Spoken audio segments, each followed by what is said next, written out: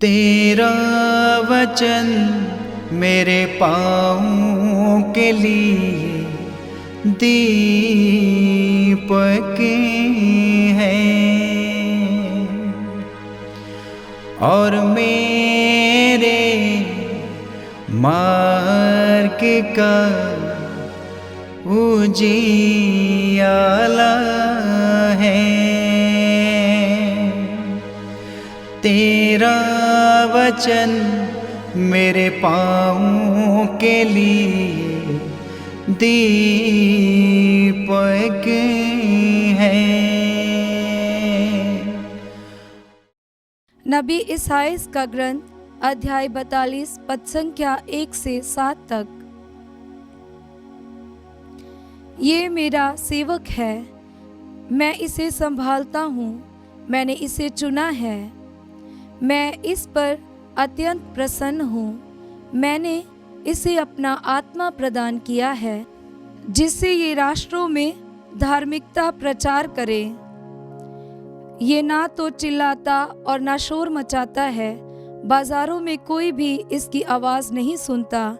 ये ना तो कुचला हुआ सरकंडा ही तोड़ता है और ना धुआंती हुई बत्ती ही बुझाता है। ये ईमानदारी से धार्मिकता का प्रचार करता है। ये ना तो थकता है और ना हिम्मत हारता है, जब तक ये पृथ्वी पर धार्मिकता की स्थापना ना करे,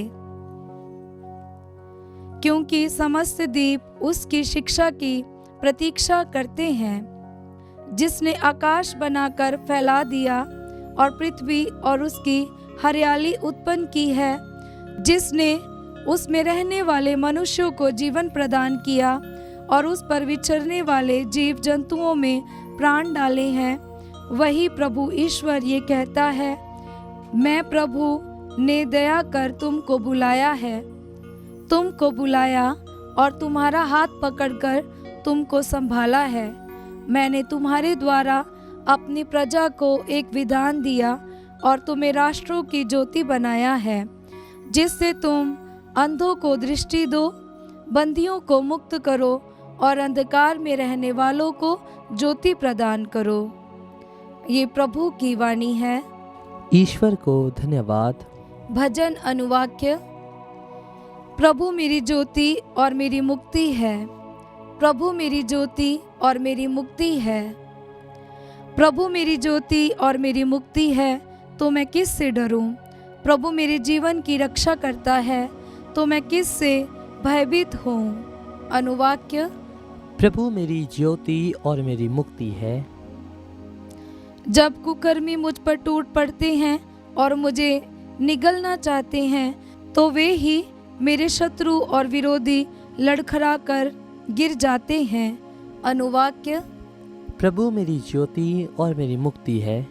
भले ही शत्रुओं की सेना मेरे सामने पड़ाव डाले, मैं भयभीत नहीं होऊंगा। भले ही मेरे विरुद्ध युद्ध छिड़ जाए, मेरा भरोसा दृढ़ रहेगा। अनुवाक्य। प्रभु मेरी ज्योति और मेरी मुक्ति है। मुझे विश्वास है कि मैं इस जीवन में प्रभु की भलाई को देख पाऊंगा। प्रभु पर भरोसा रखो, दृढ़ रहो और प्रभु पर भरोसा रखो। अनुवाक्य। प्रभु मेरी ज्योति और मेरी मुक्ति है। जय घोष। हे हमारे राजा, तुझे प्रणाम। तूने ही हम पापियों से सहानुभूति दिखाई। पवित्र सुसमाचार संत मार्कुस के अनुसार अध्याय 14 पद संख्या 1 से अध्याय 15 पद संख्या 47 तक। पास्का तथा बेखमीर रोटी के पर्व में 2 दिन रह गए थे। महायाजक और शास्त्री यीशु को छल से गिरफ्तार करने और मरवा डालने का उपाय ढूंढ रहे थे। फिर भी वे कहते थे, पर्व के दिनों में नहीं, कहीं ऐसा ना हो कि जनता में हंगामा हो जाए। जब यीशु बैथानिया में सिमोन कोढ़ी के यहाँ भोजन कर रहे थे, तो एक महिला संगमरमर के पात्र में असली जटामांसी का बहुमूल्य इत्र लेकर आई। उसने पात्र तोड़कर इत्र यीशु के सिर पर उंडेल दिया। इस पर कुछ लोग जुझलाकर आपस में कहने लगे, इत्र को यह अपवाह क्यों? यह इत्र 300 दिनार से अधिक में बिक सकता था और इसकी कीमत गरीबों में बांटी जा सकती थी। और वे इसे झिड़कने लगे। यीशु ने कहा, इसे छोड़ दो, इसे क्यों तंग करते हो? इसने मेरे लिए भला काम किया है। गरीब तो बराबर तुम लोगों के साथ रहेंगे, तुम जब चाहो उनका उपकार कर सकते हो, किंतु मैं हमेशा तुम्हारे साथ नहीं रहूँगा। जो कुछ ये कर सकती थी इसने कर दिया। इसने कफन की तैयारी में पहले ही से मेरे शरीर पर इत्र लगाया है।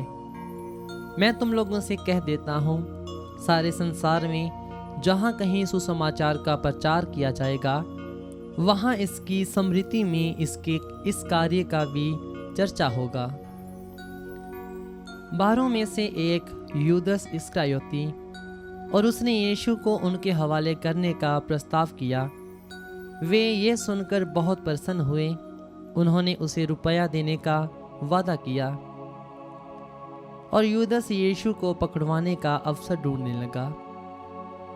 बेखमी रोटी के पहले दिन, जब पास्का के मेमने का बलि चढ़ाया जाता था, शिष्यों ने यीशु से कहा, आप क्या चाहते हैं? हम कहाँ जाकर आपके लिए पास्का भोज की तैयारी करें? यीशु ने 2 शिष्यों को यह कहकर भेजा, शहर जाओ, तुम्हें पानी का घड़ा लिए एक पुरुष मिलेगा, उसके पीछे पीछे चलो, और वह जिस घर में प्रवेश करे उसी घर के स्वामी से ये कहो, गुरुवर कहते हैं, मेरे लिए अतिथिशाला कहाँ है, जहाँ मैं अपने शिष्यों के साथ पास्का का भोजन करूं? और वह तुम्हें ऊपर एक सजा सजाया बड़ा कमरा दिखा देगा, वहीं हम लोगों के लिए तैयार करो। शिष्य चले गए। यीशु ने जैसा कहा था, उन्होंने शहर पहुंचकर सब कुछ वैसा ही पाया और पास्का भोज की तैयारी कर ली। संध्या होने पर यीशु 12 के साथ आए। जब वे भोजन कर रहे थे तो यीशु ने कहा, मैं तुम लोगों से कह देता हूँ, तुम में से ही एक जो मेरे साथ भोजन कर रहा है मुझे पकड़वा डालेगा। वे बहुत उदास हुए और एक एक करके उनसे पूछने लगे, कहीं वह मैं तो नहीं हूँ? यीशु ने उत्तर दिया, वह 12 में से ही एक है और मेरे साथ थाली में खा रहा है।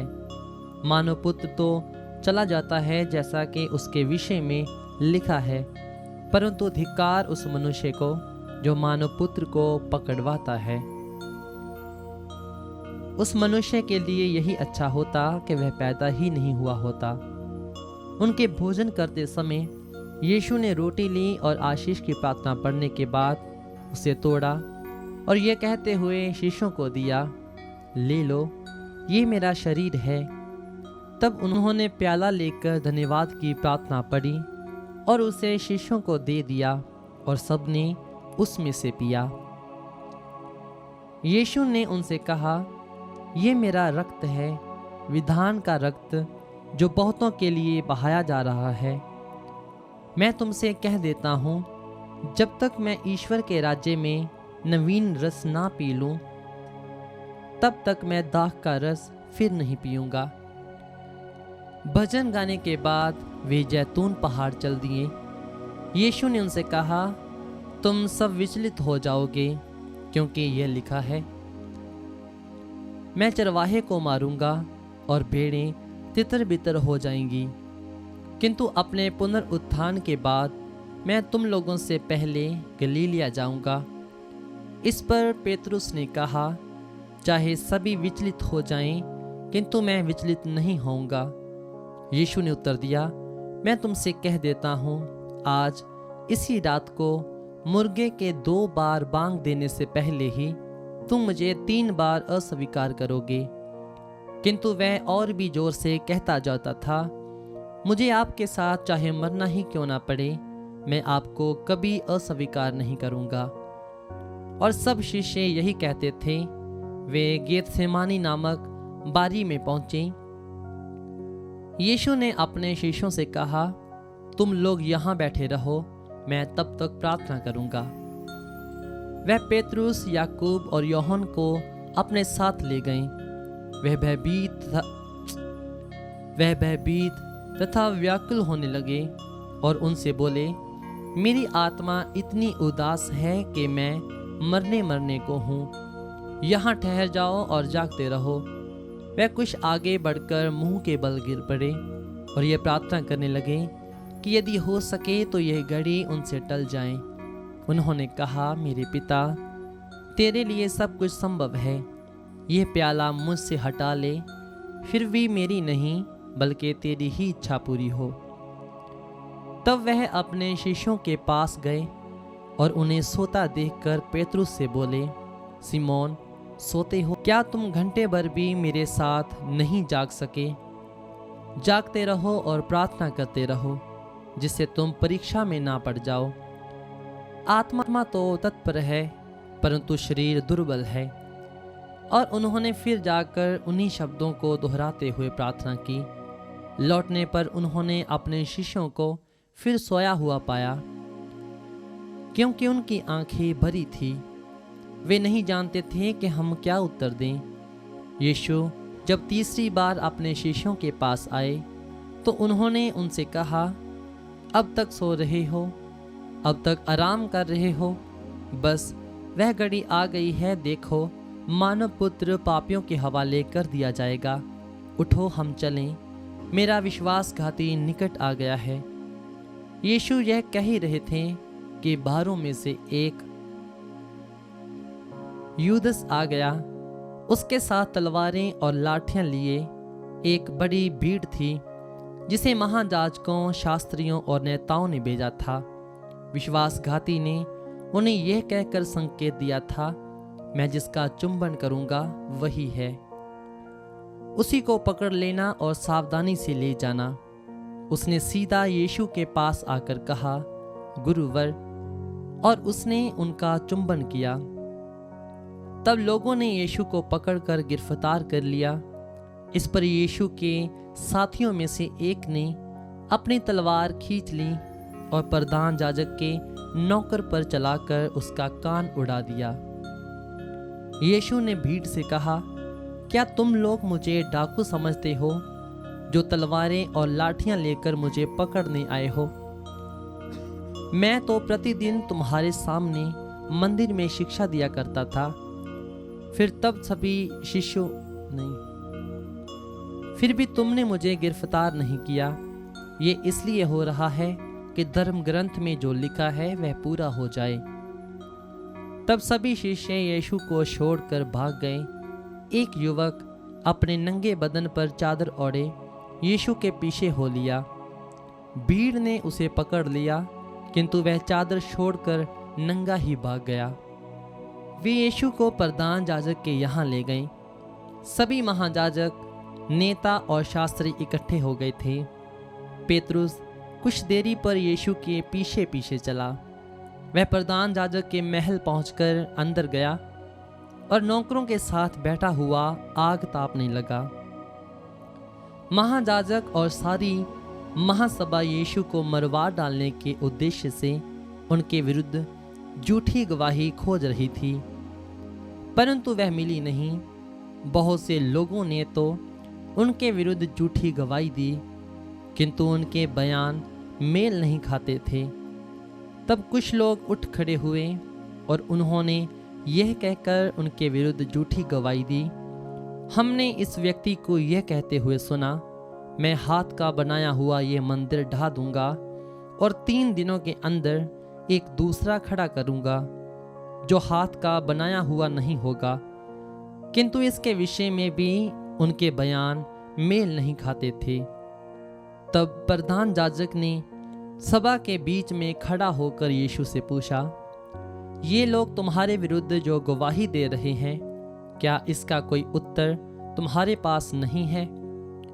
परंतु यीशु मौन रहे और उत्तर में एक शब्द भी नहीं बोले।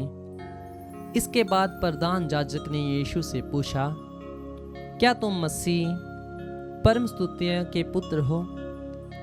यीशु ने उत्तर दिया, मैं वही हूँ। आप लोग मानव पुत्र को सर्वशक्तिमान ईश्वर के दाहिने बैठा हुआ और आकाश के बादलों पर आता हुआ देखोगे। इस पर महायाजक ने अपने वस्त्र फाड़ कर कहा, अब हमें गवाहों की जरूरत ही क्या है? आप लोगों ने तो ईश निंदा सुनी है। आप लोगों का क्या विचार है? और सबों का निर्णय यह हुआ कि यीशु प्राण दंड के योग्य है। तब कुछ लोग उन पर थूकने लगे और उनकी आंखों पर पट्टी बांधकर यह कहते हुए उन्हें घूंसे मारने लगे, यदि तू नबी है तो बता दे, किसने तुझे मारा है? नौकर भी उन्हें थप्पड़ मारते थे। पेतरुस उस समय नीचे प्रांगण में था। प्रधान याजक की नौकरानी ने पास आकर पेतरुस को आग तापते हुए देखा और उस पर दृष्टि गड़ा कर कहा, तुम भी यीशु नाजरी के साथ थे। किंतु उसने अस्वीकार करते हुए कहा, मैं ना तो जानता हूँ और ना समझता ही कि तुम क्या कह रही हो। तब पेतरुस फाटक की ओर खिसक गया और मुर्गे ने बांग दी। नौकरानी उसे देखकर पास खड़े लोगों से फिर कहने लगी, ये व्यक्ति उन्हीं लोगों में से एक है। किंतु उसने फिर अस्वीकार किया। इसके थोड़ी देर बाद वहां खड़े हुए लोग कहने लगे, निश्चय ही तुम उन्हीं लोगों में से एक हो, तुम तो गलीली हो। इस पर पेतरुस कोसने और शब्द खाकर कहने लगा कि तुम जिस मनुष्य की चर्चा कर रहे हो उसे मैं जानता भी नहीं। ठीक उसी समय मुर्गे ने दूसरी बार बांग दी और पेतरुस को यीशु का ये कथन याद आया, मुर्गे के 2 बार बांग देने से पहले ही तुम मुझे 3 बार अस्वीकार करोगे। और वह फूट फूट कर रोने लगा। दिन निकलते ही महायाजकों, नेताओं और शास्त्रियों अर्थात समस्त महासभा ने परामर्श किया। इसके बाद उन्होंने यीशु को बांधा और उन्हें ले जाकर पिलातुस के हवाले कर दिया। क्या तुम यहूदियों के राजा हो? यीशु ने उत्तर दिया, ये आप ठीक कहते हैं। तब महायाजक उन पर बहुत से अभियोग लगाने लगे। पिलातुस ने फिर यीशु से पूछा, देखो वे तुम पर कितने अभियोग लगा रहे हैं, क्या इनका कोई उत्तर तुम्हारे पास नहीं है? फिर भी यीशु ने उत्तर में एक शब्द भी नहीं कहा। इससे पिलातुस को बहुत आश्चर्य हुआ। पर्व के अवसर पर राज्यपाल लोगों के इच्छा अनुसार एक बंदी को रिहा किया करता था। उस समय बराबस नामक व्यक्ति कैदखाने में था। वह उन विद्रोहियों के साथ गिरफ्तार हुआ था जिन्होंने राजद्रोही के समय हत्या की थी। जब भीड़ आकर राजपाल से निवेदन करने लगी कि आप जैसा करते आए हैं वैसा ही हमारे लिए करें, तो पिलातुस ने उनसे कहा, क्या तुम लोग चाहते हो कि मैं तुम्हारे लिए यहूदियों के राजा को रिहा कर दूं? वह जानता था कि महायाजकों ने ईर्ष्या से यीशु को पकड़वाया है, किंतु महायाजकों ने लोगों को उभाड़ा कि वे बरअब्बास की ही रिहाई की मांग करें। पिलातुस ने फिर भीड़ से पूछा, तो मैं उस मनुष्य का क्या करूं जिसे तुम यहूदियों का राजा कहते हो? लोगों ने उत्तर दिया, उसे क्रूस दिया जाए। पिलातुस ने कहा, उसने क्या अपराध किया? किंतु वे और भी जोर से चिल्लाने लगे, उसे क्रूस दिया जाए। तब पिलातुस ने भीड़ की मांग पूरी करने का निश्चय किया। उसने उसके लिए बरअब्बास को मुक्त कर और यीशु को कोड़े लगवाकर क्रूस पर चढ़ाने के लिए सिपाहियों के हवाले कर दिया। इसके बाद सैनिकों ने यीशु को राजपाल के भवन के अंदर ले जाकर उनके पास सारी पलटन एकत्र कर ली। उन्होंने यीशु को लाल चोगा पहनाया और कांटों का मुकुट गूंथ कर उनके सिर पर रख दिया। तब वे ये कर उनका अभिवादन करने लगे, यहूदियों के राजा प्रणाम। वे उनके सिर पर सरकंडा मारते थे, उन पर थूकते और उनके सामने घुटने टेकते हुए उन्हें प्रणाम करते थे। उनका उपहास करने के बाद उन्होंने चोगा उतारकर उन्हें उनके निजी कपड़े पहना दिए। वे यीशु को क्रूस पर चढ़ाने के लिए शहर के बाहर ले चले। उन्होंने किरीन निवासी सिमोन, सिकंदर और रूफूस के पिता, जो खेत में लौट रहा था, यीशु का क्रूस उठा ले चलने के लिए बांध्या किया। वे यीशु को गोलगोथा अर्थात खोपड़ी की जगह ले गए। वहाँ लोग यीशु को पित्त मिली अंगूरी पिलाना चाहते थे, किंतु उन्होंने उसे अस्वीकार किया। उन्होंने यीशु को क्रूस पर चढ़ाया और किसे क्या मिले इसके लिए चिट्ठी डालकर उनके कपड़े बांट लिए। जब उन्होंने यीशु को क्रूस पर चढ़ाया, उस समय पहला पहर बीत चुका था। दोषपत्र इस प्रकार था, यहूदियों का राजा। यीशु के साथ ही उन्होंने 2 डाकुओं को क्रूस पर चढ़ा दिया, एक को उनके दाएं और दूसरे को उनके बाएं। इस प्रकार धर्म ग्रंथ का ये कथन पूरा हो गया। उसकी गिनती कुकर्मियों में हुई। उधर से आने जाने वाले लोग यीशु की निंदा करते और सिर हिलाते हुए कहते थे, हे मंदिर को ढाने वाले और 3 दिनों के अंदर बना देने वाला। उधर से आने जाने वाले लोग यीशु की निंदा करते और सिर हिलाते हुए ये कहते थे, हे मंदिर को ढाने वाले और 3 दिनों के अंदर बना देने वाले, क्रूस से उतरकर अपने को बचा। महायाजक और शास्त्री भी उनका उपहास करते हुए आपस में यह कहते थे, इसने दूसरों को बचाया किंतु यह अपने को नहीं बचा सकता। ये तो मसीह इस्राएल का राजा है। अब ये क्रूस से उतरे जिससे हम देखकर विश्वास करें। जो यीशु के साथ क्रूस पर चढ़ाए गए थे वे भी उनका उपहास करते थे। दोपहर से तीसरे पहर तक पूरे प्रदेश पर अंधेरा छाया रहा। तीसरे पहर यीशु ने ऊंचे स्वर से पुकारा, एलोई एलोई लामा सबखतानी। इसका अर्थ है, मेरे ईश्वर तूने मुझे क्यों त्याग दिया। ये सुनकर पास खड़े लोगों में से कुछ ने कहा, देखो वह एलियस को बुला रहा है। उनमें से एक ने दौड़कर 5 सोख्ता खट्टी अंगूरी में डुबाया, सरकंडे में लगाया और ये कहकर यीशु को पीने दिया, रहने दो, देख लें कि एलियस इसे उतारने आता है या नहीं।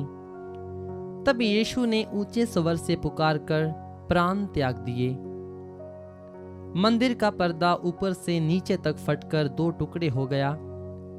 शतपति यीशु के सामने खड़ा था। वह उन्हें इस प्रकार प्राण त्यागते देखकर बोल उठा, निश्चय ही ये मनुष्य ईश्वर का पुत्र था। वहां कुछ नारियां भी दूर से देख रही थी। उनमें मरियम मगदलेना, छोटे याकूब और यूसुफ की माता मरियम और सलोमी थी।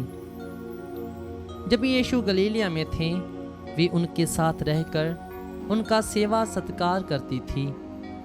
बहुत सी अन्य नारियां भी जो उनके साथ यरूशलेम आई थी। अब संध्या हो गई थी। उस दिन शुक्रवार था, अर्थात विश्राम दिवस के पहले का दिन। इसलिए अरमिथ्या का यूसुफ, महासभा का एक सम्मानित सदस्य जो ईश्वर के राज्य की प्रतीक्षा में था, आया। वह साहस करके पिलातुस से यह कहा, अब संध्या हो गई थी। उस दिन शुक्रवार था, अर्थात विश्राम दिवस के पहले का दिन। इसलिए अरिमथ्या का यूसुफ, महासभा का एक सम्मानित सदस्य जो ईश्वर के राज्य की प्रतीक्षा में था, आया। वह साहस करके पिलातुस के यहाँ गया और उसने यीशु का शव मांगा। पिलातुस को आश्चर्य हुआ कि वह इतने शीघ्र मर गए हैं। उसने शतपति को बुलाकर पूछा कि क्या वह मर चुके हैं, और शतपति ने इसकी सूचना पाकर यूसुफ को शव दिलवाया। यूसुफ ने छालटी का कफन खरीदा और यीशु को क्रूस से उतारा। उसने उन्हें कफन में लपेटकर चट्टान में खोदी हुई कब्र में रख दिया और कब्र के द्वार पर एक पत्थर लुढ़का दिया। मरियम मगदलेना और यूसुफ की माता मरियम ये देख रही थी कि यीशु कहाँ रखे गए हैं। ये प्रभु का पवित्र सुसमाचार है। ख्रिस्त की जय।